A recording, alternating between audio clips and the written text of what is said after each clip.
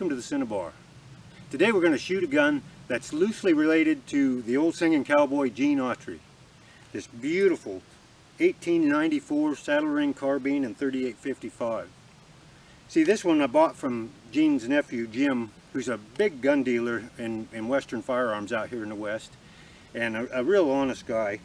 This is a really nice gun. I brought it home and put it in the safe, and I haven't had an opportunity to shoot it. But today's the day. I needed some 38-55 brass for some reloading, and I didn't have any, but I've got some loaded cartridges. So I'm going to take a few shots with it, see how they're loaded, and then I'm going to have some brass because I just got some reloading dies, and I was thinking about loading up some black powder cartridges for another project I'm working on. So today we're just going to enjoy a beautiful late fall day. Take a few shots with this beautiful old 1894 carbine, and then I've got a bonus. I got an old 1892 and 2520 that just came out of the shop that I've been working on for a good friend of mine, and we'll take a few shots with it, make sure that it's cycling and shooting properly before we send it back to him. So stick around, this ought to be a fun one. So let's take a little closer look at this saddle ring carbine. This one's in really nice shape. You can see that the receiver's starting to tone a little bit. We're starting to get a little bit of brown showing through the blue here on the receiver. Has beautiful vivid case colors still on the finger lever. The wood's in just excellent condition. Bluing on the barrel's great. This one's a little unusual in that it's a half magazine or button magazine. Most of the saddle ring carbines are full magazine, but this one's a little lighter version. Just a really spectacular little carbine, and the bore on it is absolutely perfect. I don't think this thing's been shot hardly at all, so we're going to put a few rounds to it today just to make sure that it's shooting the way it should be, but I have no doubt it's going to be a good shooter. Now this 92 we're going to test fire today came in with several problems. You know, it's just a shooter grade, but it's important to the fellow that owns it because it was belonged to a friend of his. So we've fixed up some of the problems we know about. Needed a new mag tube, and he sent a new mag tube with it, and we kind of doled it up some so that it didn't stick out so bad because it had a brand new fresh bluing job on it. And as you might imagine, the internals for these with like a 4440 and the 3840 large calibers is different than it is for the 2520 and 3220. I mean, look at the difference in the cartridges there. So this one had kind of a mismatch of large cartridge internals and small cartridge internals. So we got some of them changed out. We got some of them modified. I actually had to mill some reliefs into the lever to get it fit in between the smaller cartridge guides. So fortunately I had one to use as a template, and so I think we've got all the feeding issues taken care of, and now it's time to move on and see how she shoots and if we've got any other issues we need to address. Okay, so let's talk a little bit about the 38-55 before we get to shooting. Now this 38-55, most people think of it as a Winchester cartridge, but actually it's a Ballard cartridge, and interestingly enough, Winchester came out with this model 1894 with two different Ballard cartridges, the 3240 and the 38-55. The 38-55 then was the basis of several of the other calibers that Winchester brought out for the 1894. The venerable 30-30, which is, everybody knows about 30-30. Then they necked it down even further to a 25-35, and then lastly they necked it up to a 32 Winchester Special. So this 38-55, you know, was the basis of a pretty successful group of cartridges and a pretty darn successful rifle with this 1894. Now, as I understand it, I think it's the most popular, most produced sporting rifle ever, with over 7 million versions of it made, or 7 million units made, shall we say, and counting, because they're still being made today, although they're a little bit different version of it today.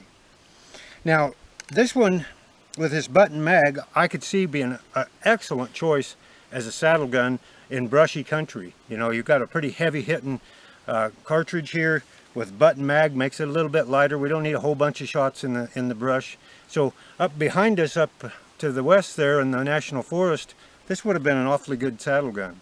I'm not sure that I would have chosen it first if we were out on the desert on the other side of the lake over there, where we're taking a little longer shots. I might choose a saddle gun more like a 95 and 30-06 or something along those lines. It might reach out a little bit further than this 3855, but it's an excellent cartridge. And this is just a fantastic little platform for it with this 1894.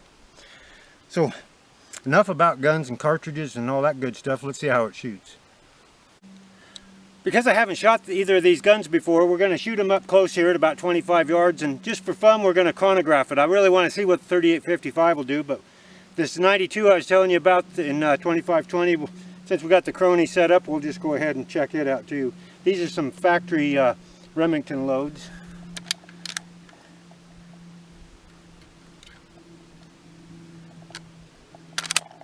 Okay, let's see how she does.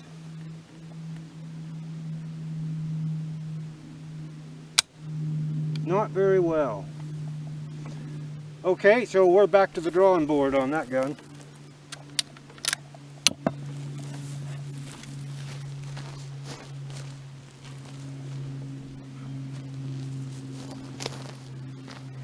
And a light primer strike. So we're going to have to go back and look at the firing pin and see what's going on there. While I've got it out, I'm going to see if it'll cycle, but we'll wait till after we shoot this 3855. Okay, so here's the moment I've been waiting for. We'll fire up this 3855 94. That 92, I was saying, belonged to a real good friend of mine, Frank Walker. He's been just really supportive of this channel, has helped me out a tremendous amount, sent over several guns, some of them just to shoot on the channel, and some of them like this one to work on. That's another gun on the way, an 1866. We've been playing around with some cartridges for it.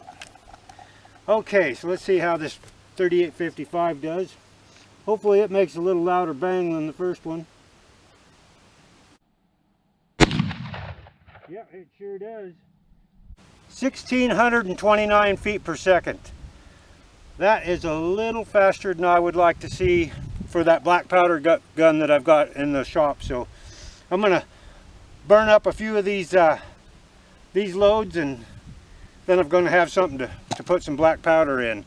That thing hit, looks like, well, my eyes aren't good enough to even see 25 yards, so I'm going to have to go out and take a look at it, and then we'll get set up and do a little longer range shooting with it. Okay, so let's see how this old girl will shoot, or maybe how this old guy will shoot. Now with this button mag and these longer cartridges, this 3855, we can only put 3 in the magazine and 1 in the chamber, so we only shoot 4 at a time. We'll start up here real close, get our confidence up a little bit before we take them long shots out there.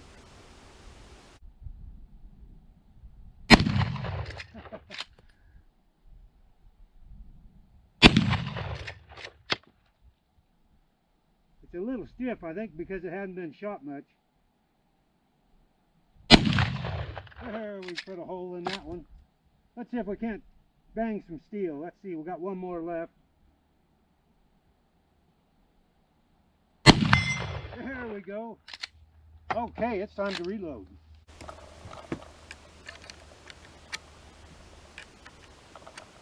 And we can't give up yet because we've still got some jugs out there that are still alive and kicking. Okay, let's see if we can get one of those jugs on the stand there.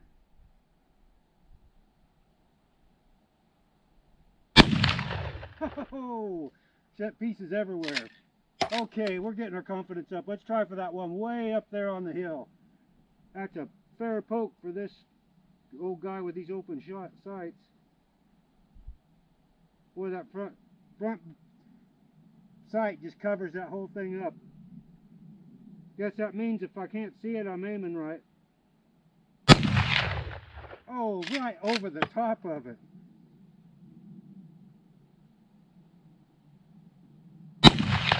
Got it. Wasn't real dramatic, but it's leaking water. Okay, let's get that last one. Oh, it died really good. And that's it. Well, we better put a couple more into the steel out there, just so I got enough rounds or brass to reload with.